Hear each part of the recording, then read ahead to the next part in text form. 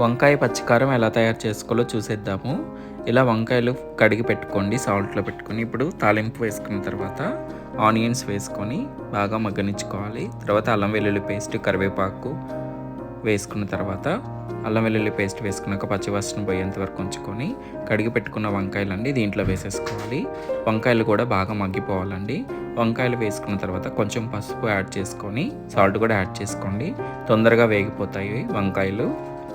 దాని తర్వాత వంకాయలు మగ్గిన తర్వాత కొంచెం మీకు తగ్గట్టు కారానికి తగ్గట్టు పచ్చిమిరపకాయలు మిక్సీ జార్లో వేసుకొని పక్కన పెట్టుకోవాలి.